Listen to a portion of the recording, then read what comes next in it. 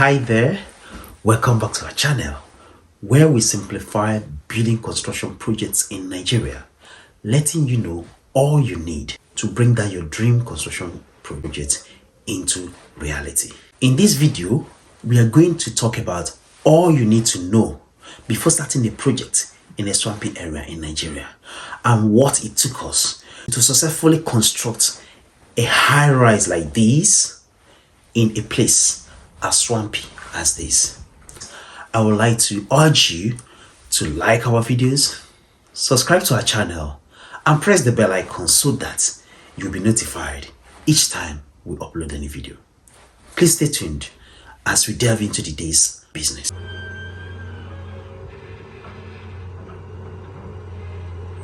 As construction professionals, we meet with different forms of challenges in different sites when we go for any construction project. Now, what makes us successful is the preparedness for whatever we're going to meet when we enter the site. Now, working in a swampy area comes with its own challenges. That is why it is highly recommended that a site investigation be done. The site investigation report upon completion will give us 1. The history of the site, 2. The soil texture, and this will be from the soil test that is being done within the site investigation.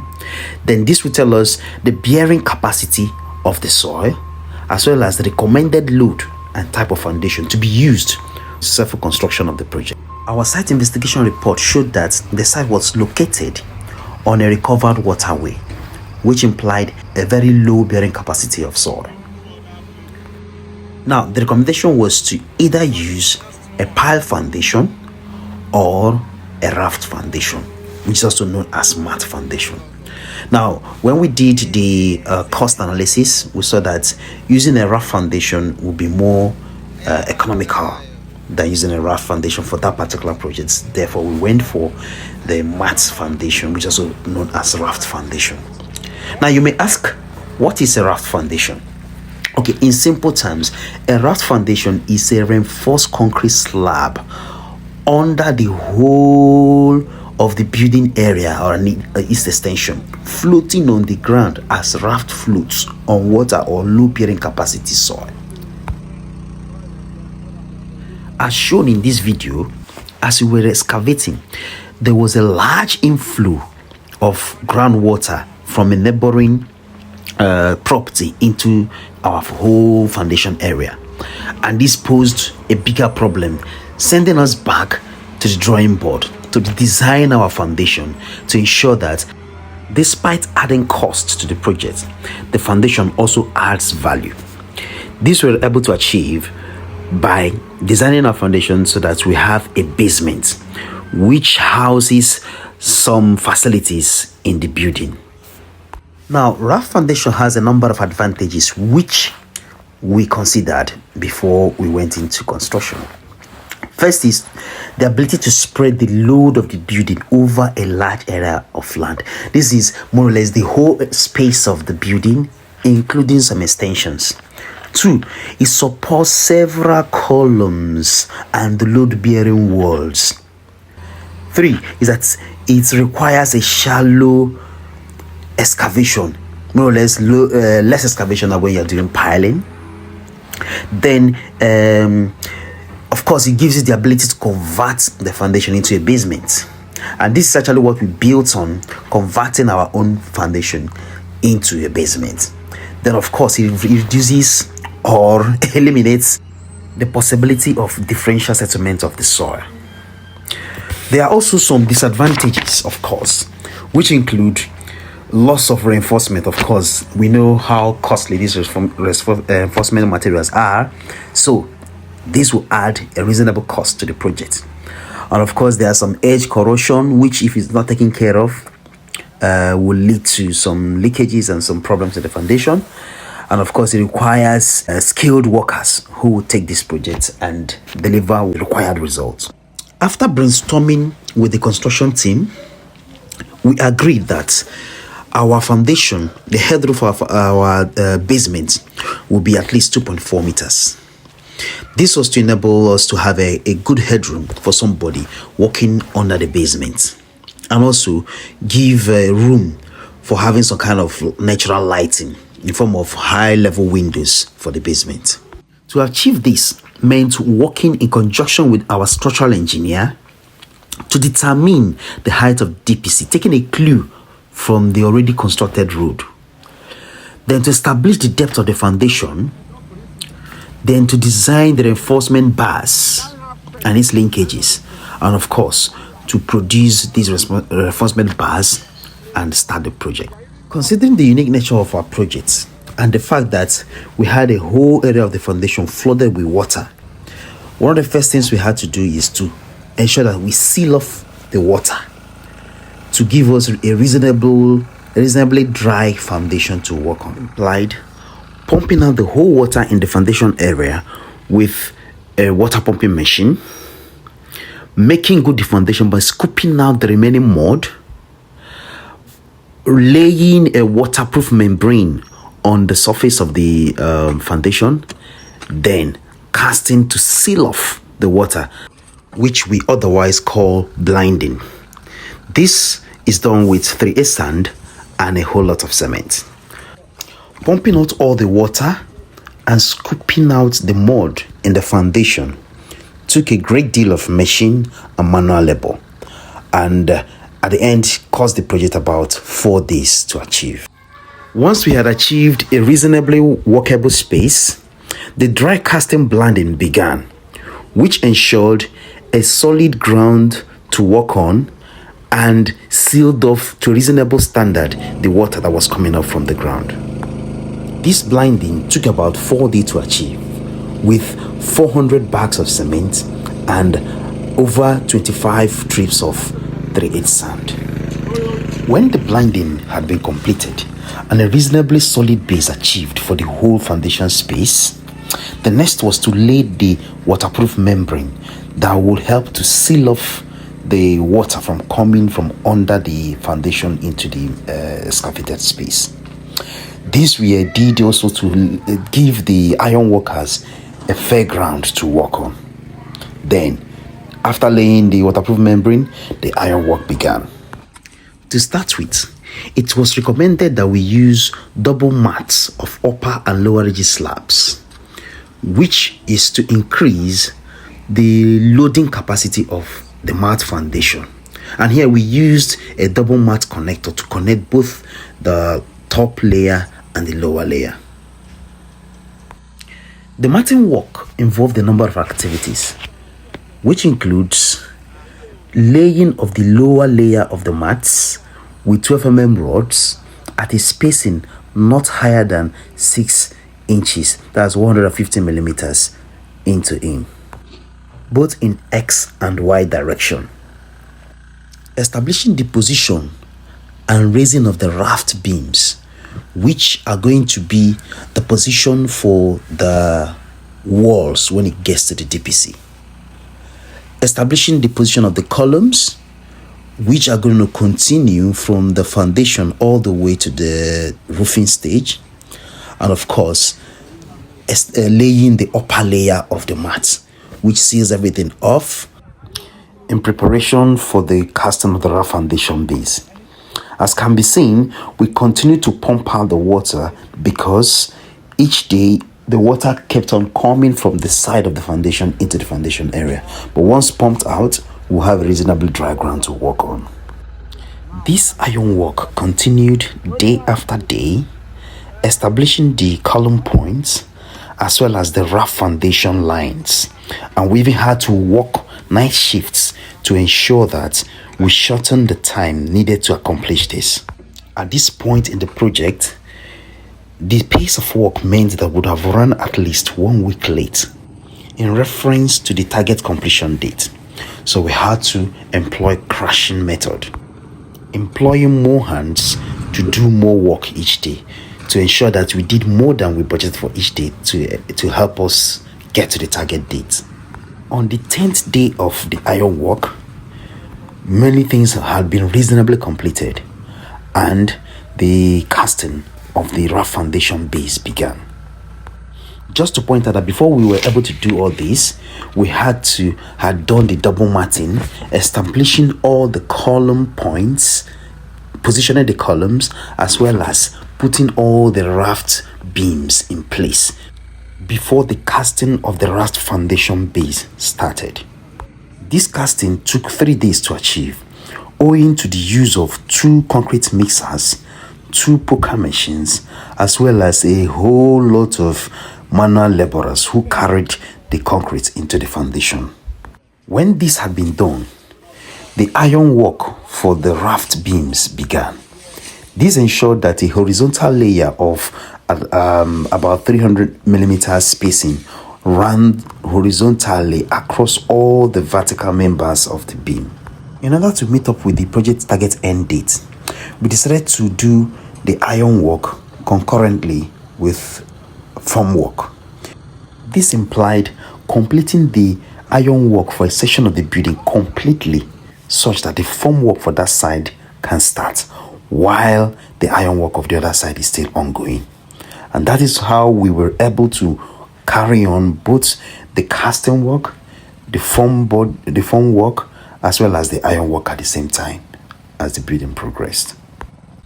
By the end of the second week, the casting of the concrete base for the raft foundation had been completed. Most of the places had their iron work completed, while the form work had begun for some of the places for some of the sections within the building area. It is worthy of mention here that the iron work combined 24 millimeter rods for the columns, 12 millimeter rods for the mats, and 8 millimeter rods, which was used in some parts as stirrup for the columns, as well as binding wire, which was used to tie all these things together as the work progressed. Of course, you can see the separators that were used to separate the top mat and the lower mat, as well as in between the raft beams. The form work on its own was mainly done with marine board, as well as 2x3 and 2x4 wood, which was used as bracing. Casting the raft foundation beams in sections also helped us to save on the quantity of marine board which we would have bought by the end of the day. The spacing between the 2 marine boards, ensuring the foundation thickness, ensured that we had a thickness of 300 millimeters, which is like 1 foot. And remember, the agreed height of our DPC is to the level of 2.4 meters, which implied this casting of 1 foot of concrete with all the reinforcements would continue from the base up to 2.4 meters height before we have another double matting as our DPC. The first step was to do a 4 feet height and 1 foot thickness concrete around the whole area of the foundation, the whole lines upon which blocks are going to be around the foundation. After which, we will now add another 4 feet on top, which will give us the headroom we are looking for. The first step was to ensure that the water coming into the foundation stops. And of course, we get all the areas of the foundation first before we start adding another layer to the DPC level. As can be noticed here, as we kept walking, the water kept coming back, and it meant to constant pumping out of the water until we were able to seal it off by casting round all the 4 feet height concrete, which established the beams and also determines the height of the foundation by the end of the day. This was done, of course, using our poker machine to vibrate the concrete to ensure that there is no air pulse in it, ensuring its full strength is gained. It is also worthy of mention that it's at this point that all the doors linking all the internal spaces at the basement were all marked out before the boarding and of course the formwork and casting ensured. By the end of the first week of casting, we had achieved a concrete wall of 4 feet around the whole building. This meant we had established all the doors and linkages from inside the basement. Having kept the water away, The second week of casting was most strategic, as we had to lift the foundation to the level of our DPC, which was 2.4 meters. And again, that meant marking out the window spaces of the basement to introduce natural lighting into the building by the end of the day, into the basement. This implied a teamwork within the construction team, such that the iron workers will know exactly where they will not put irons, and the formwork will know exactly where to put the windows, and of course the casting team will know how to cast to ensure that we have all the windows marked out for the basement and the whole building. Having taken our level from the already established constructed road, we ensure that our DPC level is high, such that no matter what happens, there is no way water can enter inside the building at the DPC level at any point. The casting of the 300mm raft beams continued until the second week, where we got it to the height of 2.4 meters height.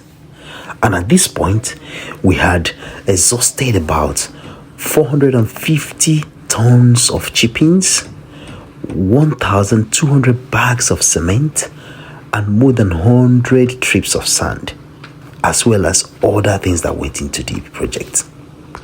However, our joy as the construction team was that the job was already taking shape, and the shape of the building was coming out, looking solid and giving us exactly what we wanted. After achieving all the foundation beams at a height of 2.4 meters height, the next was to start making preparations for the DPC. Now note that this DPC also served as a decking for the basement and was to be treated as another raft base for the upper floors.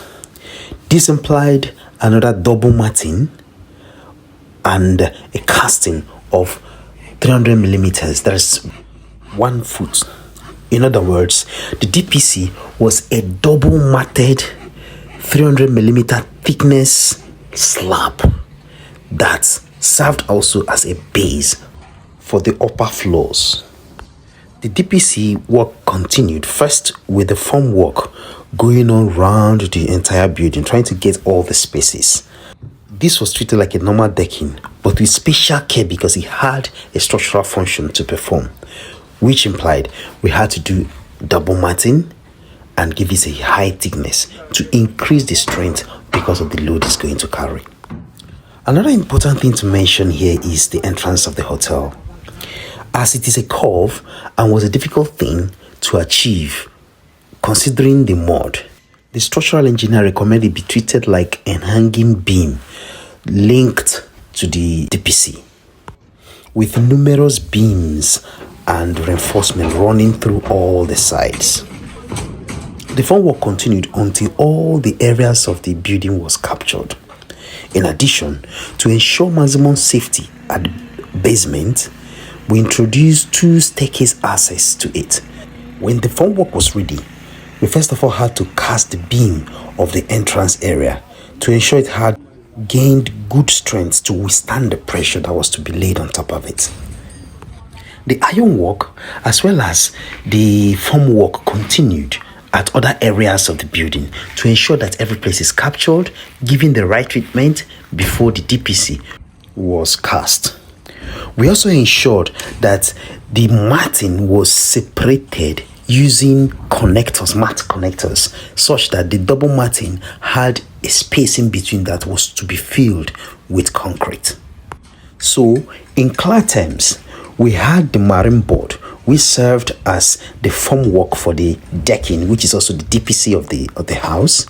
Then we had the first mat, which is like the normal matting of a decking, separated from the formwork with a solid concrete biscuit, which ensures that it does not touch the formwork, giving a space where concrete will fill below the mat and above it.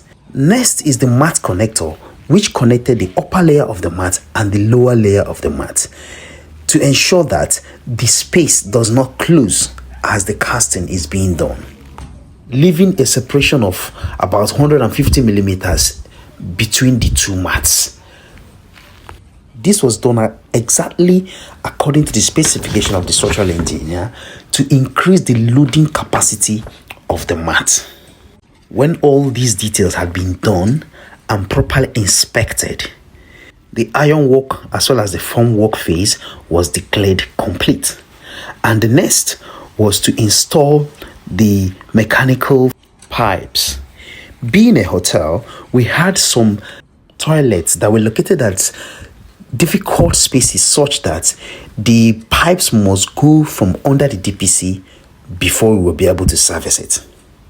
This implied that we work with the plumber establishing the exact positions that these pipes are going to be at. It wasn't very difficult for us to establish using the 3D drawing. We were able to pinpoint the exact locations of all these plumbing pipes, and following the same measurement from different angles, we were able to establish them and put them in place. When this had been achieved and the pipes taken down to below the DPC, the next was to backfill the foundation spaces outside the building so that we have a good ground to walk into the building from. We also ensured that the basement windows were high enough such that no matter the level of filling, it will not get to that point. When all this had been done and all the preparatory work declared complete and done, then the casting of the DPC, which is another 300mm slab, started. To achieve best results at the foundation to DPC level of this building, we used a strong mix of 1:2:4, using our concrete mixers to ensure a good mix, as well as using the poker machine to ensure that all the air pores are removed from the concrete before they cure. The casting of the DPC continued until the 5th day, when all the sides of the foundation had been covered. It is worthy of mention that despite how difficult and risky the terrain was, by the time we completed the DPC, there was no health and safety related issue on the site, let alone a near miss. Now, taking stock of the basic material we used to do the work from that foundation to the DPC, we could broadly say that we used about 2,000 bags of cement, roughly 2,500 pieces of 12mm rods, 120 lengths of 24mm rods, 800 pieces of 8mm rods, 20 bundles of binding wire, 450 tons of granite, and 100 trips of sand to achieve the work from that foundation to the DPC level.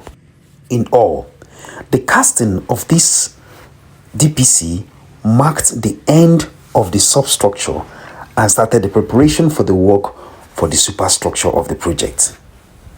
There was joy and celebration among the team for overcoming the challenges we saw on the substructure without recording any accidents or even a near miss.